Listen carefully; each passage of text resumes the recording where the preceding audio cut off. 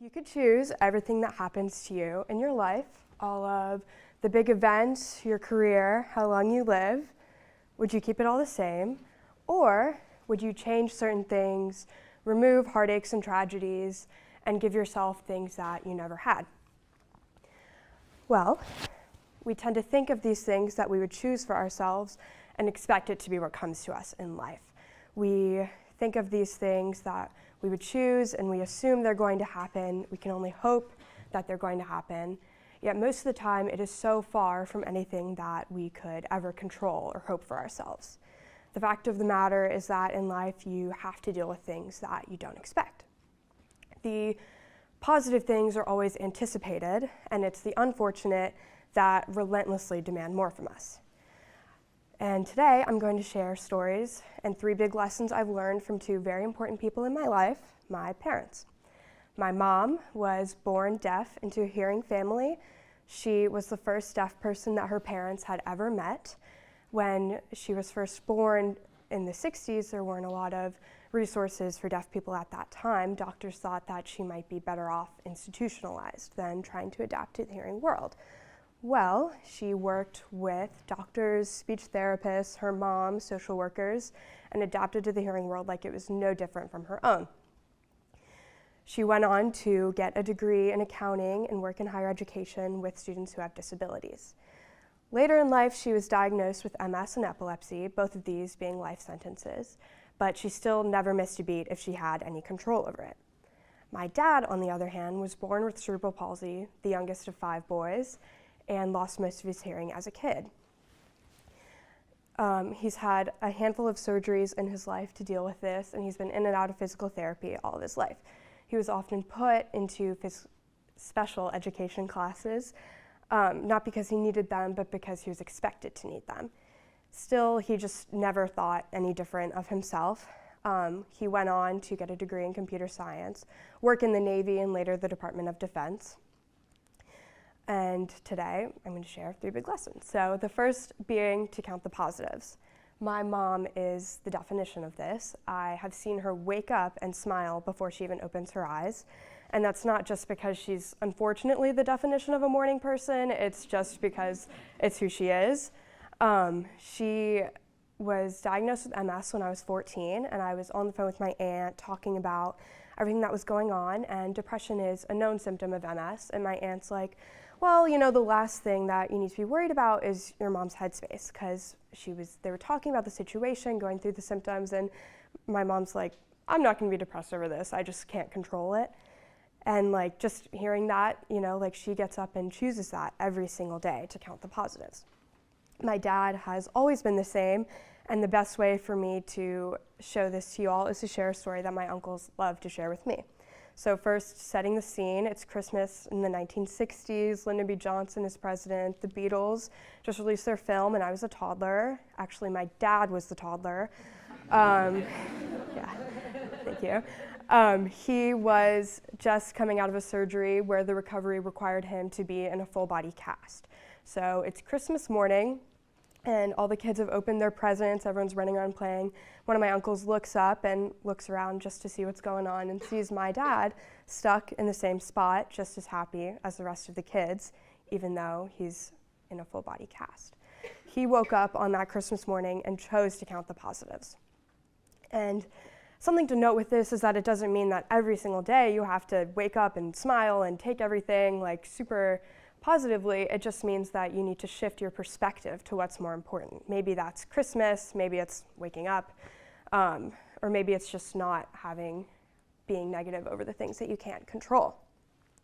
The next lesson that I've learned from my parents is being patient yet steadfast. Sometimes being patient for my parents means taking it one day at a time, as my dad loves to say, or it might mean being 8 years old, letting my dad get to the car before I did, even though we might know 8-year-olds love to run way more than walking or being patient. But the most important lesson in patience comes with communication. So if you've never spoken with a deaf person, you might not know how, and that's okay.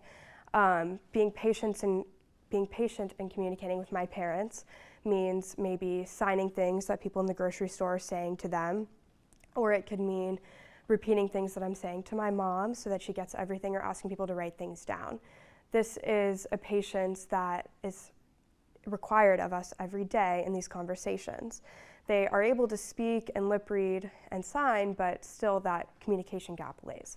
Being steadfast means not giving up on these conversations no matter how many times it's frustrating to you, still putting that foot forward and taking that patience. Another moment of being steadfast for my mom is with her MS. So if you're not familiar, MS has no one true cure or treatment, but being steadfast means trying the new things and taking new treatments and researching and putting that foot forward to continue on, but still being patient, knowing that there's no true timeline for these things.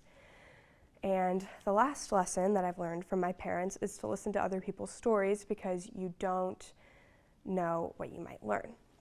So my parents, both physically disabled, it would be easy for people on the outside to look at them and make assumptions about how they live their lives and how they're able to live their lives. And I understand not everybody has the same worldview and perspective as I do. So it's just important to know that any assumptions made about them are deeply incorrect. Even if they're positive assumptions, you still can't know that they're right until you've actually spoken with them. It's so easy for me to tell my parents stories over and over, and their lives are so rich with these anecdotes of things that are important to them and how they've lived their lives. But if there's anyone on this earth who I think comes close to being a superhero, it would definitely be my parents. And I can say this because I've heard their stories forwards and backwards. People might see my older brother and I able-bodied and hearing and have no idea that we grew up as we did. And this is often an experience for me in life where I might know someone for an extended period of time before they find out that I've grown up this way. And the number of people that are in that category might go down after this talk, but that's perfectly fine. I'm often met with comments about how it's such a cool way to grow up, and it's so great that I know sign language and I can sign in my TED talk. And it really is super cool, and I'm grateful that this is my story and I'm able to share it today. My parents love to find that common ground with people and to find what's more similar, whether it be growing up in the Air Force, being from Ohio, a certain sports team, anything that is more similar than different. We tend to forget when we're talking with anyone that everybody has such expansive and intricate stories of their lives, but truly it's so important to listen and hear what other people have to say. Now, it's also very easy for me to tell my parents' stories over and over that I can forget how hard it is to truly be in their shoes. It's easy to be told to wake up and be positive and smile, almost comparable to being sick and having someone to tell you get better and you just wish it was that simple. I'm sure there's times where in life you wish it could be just as simple as keeping a positive attitude, but there's a difference in our story of seeing it lived day in and day out with my parents and watching my mom wake up and smile and all of these things. So yeah, there's a lot of unexpected things that you can learn in life, like the first time I ran out of toilet paper and my brother wasn't home. I had to wait for him to get home before, yes, okay, good. So all of these unexpected things that we learn, we face them with positivity and such. So I leave you bringing all of these big lessons together. If there's one big thing that I can learn from my own personal superheroes, it would be to smile in the face of the unexpected, no matter how many times it laughs at you. Thank you.